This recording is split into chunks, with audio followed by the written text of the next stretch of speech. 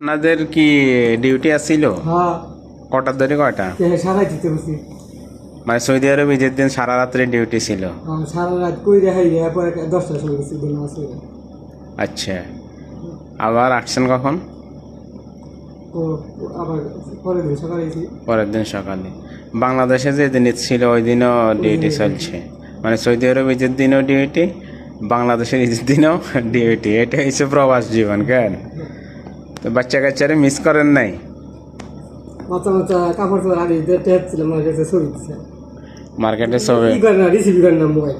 Mobile receive করে না? না সুরা ভাইরা ভাই বোরা বেঁকে বাসায় থেকে যায়, যে বাবা মা আছে না সব কিছু দেখানে ঈদ করে, বাবা যেতে আছে মার্কেট টার্গেট করার লাই টাকা টুকু আগে পাঠিয়ে দিছে, হ্যাঁ মানে হেতারা আনন্দ করছে।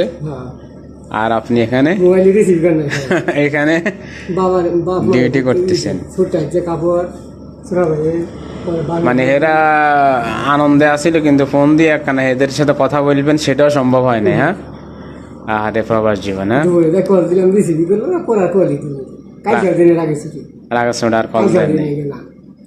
চিন্তা করেন আপনি প্রবাসে থেকে আজকে মানে আজকে 4 দিন হলো কল দিন আগে কল দিয়ে টাকা পয়সা পাঠাইয়া তাদেরকে খুশি রাখতেছেন, অথচ ঈদের মৌসুমে একটু কথাবার্তা বলবো সেটাও সম্ভব হয় নাই। এখন এখনো কথা বলেন নাই। এটা হইল প্রবাস জীবন। আমাদের এক বাংলাদেশি ভাই এই রোদের ভিতরে গরমের ভিতরে কাজ করে,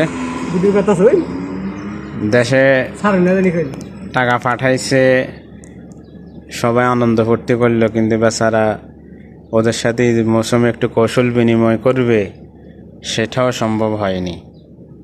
ওনার মনে অনেক ব্যথা কষ্ট।